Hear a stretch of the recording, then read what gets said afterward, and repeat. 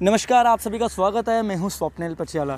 जिस तरह से लगातार आप देख रहे होंगे, बीते दिनों भी हमने आपको एक ऐसी खबर से रूबरू करवाया था जिसमें अमन शर्मा, सोशल एक्टिविस्ट और पूर्व पत्रकार अमन शर्मा द्वारा कुछ भारतीय जनता पार्टी को लेकर टिप्पणियां जो कि की गई थी और काफ़ी लोगों में इसमें जो लोग इसको नेगेटिविटी से देख रहे थे। तो इसी विषय पर हम बात करेंगे अमन शर्मा जी से कि आखिर क्यों बार बार भारतीय जनता पार्टी के खिलाफ रोष व्यक्त कर रहे हैं। जी, आपका हमारे चैनल में स्वागत है।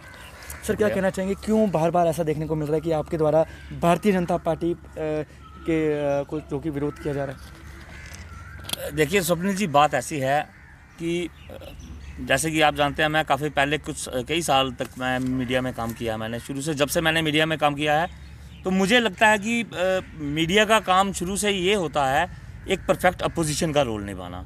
तो वो शुरू से रोल मैंने अपना शुरू से निभाया है एक एज ए अपोजिशन। चाहे वो बीजेपी हो, हमारे यहाँ कांग्रेस के कई सारे लीडर रहे, हमने काफ़ी देर काम किया और उनका गलत बातों को उनको हम हमेशा अपोज करते रहे। अब रही बात कि अभी कुछ दिनों से मैं एक्टिव हूँ बीजेपी के खिलाफ बातें करने में या बीजेपी के खिलाफ अपना जो रोष है उसको प्रकट करने में। उसका कारण ये है कि जिस तरह से पिछले कुछ सालों के अंदर बीजेपी ने हमारी जो जनता है उसको झूठी बातें कर अपनी क्रीमी बातें कर उन्हें जिस तरह से उन्हें गुमराह किया है, बरगलाया है, वो इस हद तक पहुंच चुका है कि अब हमें जो है हमें जम्मू के लोगों को, खासकर मैं जम्मू की बात करूंगा, कश्मीर की बात मैं कर नहीं चाहता क्योंकि कश्मीर में ना मैं जाता हूं ना मुझे उनका सिनेरियो पता है कि वहाँ के लोगों की क्या परसेप्शंस हैं। मेरा जो परसेप्शन मुझे लगता है कि हमें जो अपनी बर्बादी जो है, जो जम्मू के लोगों को जो डोगरे की बर्बादी है, वो हमें सामने दिखाई देना शुरू कर गई है। उसका कारण ये है कि बीते आप देखिए कुछ सालों में भाजपा ने ऐसे डिसीजन जो हैं हमारे स्टेट के लिए लिए जो आने वाले समय में विनाशकारी साबित होंगे। जैसे हम शुरू करते हैं 370 हटाने से। 370 को लेकर कई सालों से भाजपा एक ऐसी इतनी बड़ी हाइप बनाती रही है कि 370 हटेगा, 35 से हटेगा, उसके हटने से जम्मू के कश्मीर के अंदर खुशहाली आएगी, लोगों को सहूलियतें मिलेंगी। जबकि असलियत ये है कि 370 हटते ही सबसे पहला काम किया गया कि हमारा जो एक दर्जा था, जो हमारा पूरे एक कंट्री के अंदर जो हमारा एक स्टेटस था, जिसे हम जम्मू कश्मीर को ताज कहा जाता है, उस ताज को अपने पाँव तले कुचल दिया। सबसे पहले उसको स्टेट को यूटी बना दिया। आप बताएं, ये पहली बार ऐसा हुआ है कि एक एसएसपी को डिमोट कर दिया, डीएसपी बनाया और लोगों से उसकी खुशी मनवाई गई। हम स्टेट से यूटी बन गए, गवर्नर की जगह लेफ्टिनेंट गवर्नर आ गया और हम लोगों को खुशियाँ मनाने की कहा गया। चले, हमने वो खुशियाँ भी मना ली। कश्मीर सेंटर जो पॉलिटिक्स है उसको करने के लिए जम्मू की जो है प्रताड़ना, जम्मू का शोषण किया जा रहा है।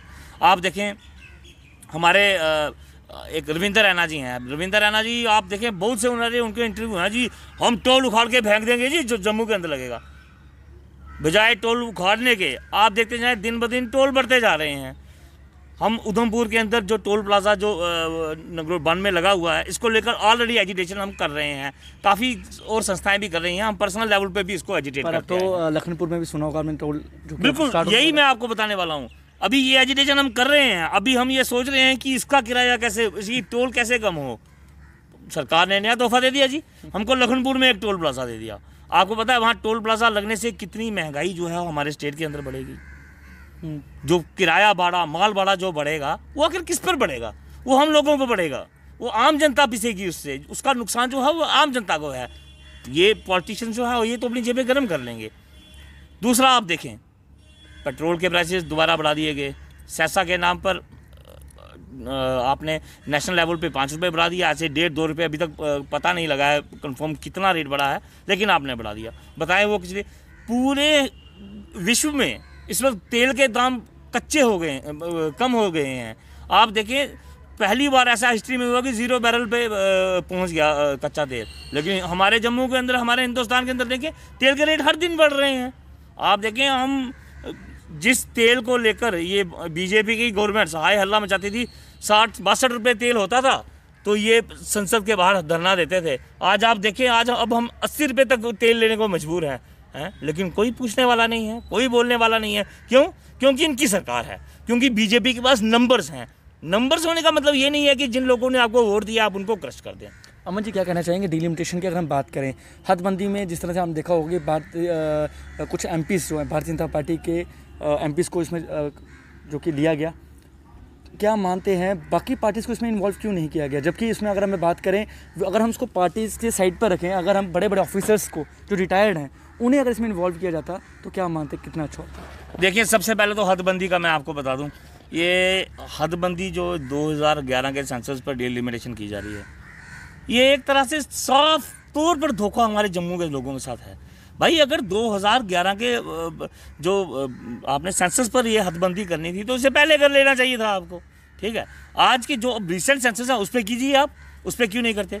दूसरी बात आप देखें, जिस अकबर लोन को ये लोग बीजेपी के लोग गालियाँ निकालते थे, अकबर लोन ने विधान जिंदाबाद के नारे लगाए, उस समय ये लोग ऐसे लोगों को, ये जो आपके भक्त हैं बीजेपी के, सोशल मीडिया पर फांसी देने की बातें करते थे। अब किसको देंगे फांसी?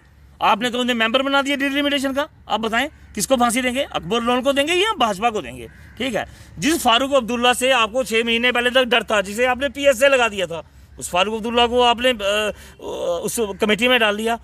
और आप देखें कितना ज़मीर रखते हैं वो कश्मीर के लीडर, NC ने साफ तौर पे मना कर दिया कि हम उस डिलिमिटेशन कमेटी का मेंबर नहीं बनेंगे, ठीक है। बीजेपी वालों ने क्या किया, हमने सांसद चुनकर भेजे थे अपने, एक साहब PMO में बैठे हैं हमारे, जो उधमपुर के जो MP साहब हैं। मतलब कि मुझे कोई डर, कोई हिचक नहीं है ये कहने में कि इससे ज़्यादा निकम्मा MP मैंने अपनी पूरी ज़िंदगी में कभी नहीं देखा है। आप मान सकते हैं कोरोना काल, इतना संकट, वो शख्स एक बार भी अपनी कॉन्स्टिट्यूंसी में ये देखने नहीं आया कि जिन लोगों ने मुझे वोट दिया था वो जिंदा हैं कि मर गए। आप बताएं क्यों ना खिलाफत करें हम बीजेपी की? ऐसा क्या दिया है इन्होंने हमें? 4G के लिए लोग कब से चिल्ला रहे हैं, क्यों 4G नहीं दिया जा रहा? 4G सिर्फ इसलिए नहीं दिया जा रहा क्योंकि एक बेस बनाना है कश्मीर के अंदर। जब वो बेस मजबूत हो जाएगा तो फिर उसको अनाउंसमेंट करवाएंगे कश्मीर के जो लीडर्स हैं उनके मुंह से। क्यों? क्योंकि जो सेंटर की तो पॉलिटिक्स शुरू से JNK को लेकर वो कश्मीर सेंटर्ड रही है। हम जम्मू वाले चाहे जो मर्जी कर लें, अगर जम्मू के लीडर ये सोचते हैं कि कभी सेंटर की पॉलिटिक्स जम्मू सेंटर्ड होगी तो आप भूल जाएं। अमन जी, बीते दिनों देखा गया था कि आपके द्वारा एक प्रदर्शन किया गया, थाली को बजाकर आप एक प्रदर्शन कर रहे थे 4G को लेकर और डोमिसाइल को लेकर। क्या कहते हैं कि क्या उसका कोई रिस्पॉन्स आया अभी तक? देखिए सर, बात ऐसी है, अगर हम कोई काम करने से पहले उसके सफल या असफल होने का दावा निश्चय अगर कर लेते हैं तो शायद उस काम को करने में जो ताकत लगती है वो नहीं लग पाती। मेरा उस प्रदर्शन को करने का मकसद ये था कि मैं अपना विरोध, क्योंकि हमारे जो माननीय प्रधानमंत्री हैं वो लोगों को कहते हैं आत्मनिर्भर बने। बिल्कुल सर, हम आत्मनिर्भर बन रहे हैं। अब हम किसी निकम्मे लीडर पर निर्भर नहीं रहेंगे। इसलिए मैंने फैसला किया कि मैं आत्मनिर्भर बनूंगा। मुझे किसी लीडर की ज़रूरत नहीं है मेरी डिमांड्स उठाने के लिए। मैं खुद उन डिमांड्स को उठाऊंगा। उस दिन मेरे प्रदर्शन का मकसद था कि मैं जो मेरी डिमांड्स हैं, जो मेरा रोष है, वो लोगों के सामने रखूं। और मुझे काफ़ी खुशी है कि सोशल मीडिया के अंदर काफ़ी लोगों का सपोर्ट भी मिला। अब देखिए, एक जगह जहां सपोर्ट मिलता है वहां नेगेटिविटी भी होती है, वहां लोग आपके अपोजिट भी होते हैं, परसेप्शन सबके अलग होते हैं।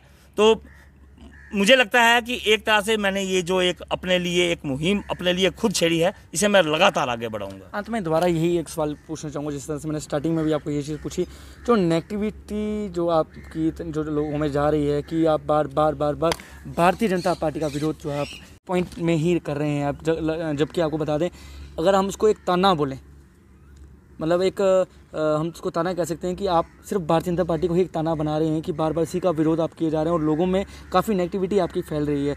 तो लोग क्या संदेश देना चाहेंगे आप लोगों को इस चीज़ को लेकर? देखिए, एक अजीब सी बात है, नेगेटिविटी वाला तो कोई सवाल ही पैदा नहीं होता। सबसे पहली बात है, जो सत्ता पक्ष है उसी की अपोजिशन होगी।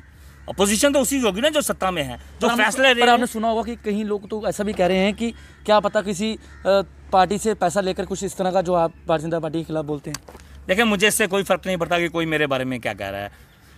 मेरा भविष्य क्या होगा, मेरे बच्चों का भविष्य क्या होगा, मुझे उस बारे में सोचना है। कोई अगर मेरे बारे में कोई भी अपना परसेप्शन रखता है तो मैं उसे क्लियर कैसे करूंगा? मैं उसे उसके दिमाग में किस तरह से ये बात पहुंचा सकता हूं कि नहीं भाई, ये जो मैं कर रहा हूं मैं किसी पार्टी के किसी और अपने पर्सनल बेनिफिट के लिए नहीं कर रहा हूं। मैं इसे अपनी आत्म शांति के लिए कर रहा हूँ, ताकि कल को जब मेरा बच्चा मुझसे सवाल पूछे कि पापा आप कब थे जब ये फैसले हुए, तब मैं गर्व से कह सकूँगा कि मैंने ये आवाज़ उठाई थी। बाकी अगर हर यूथ ये सोचने लगे कि ये जो मुद्दा है ये मेरी स्टेट का नहीं, ये मेरा मुद्दा है, तो मुझे लगता है कि कोई भी सरकार ऐसी नहीं है जो झुक नहीं सकती। ऐसा कुछ भी मुमकिन है जो नहीं हो सकता।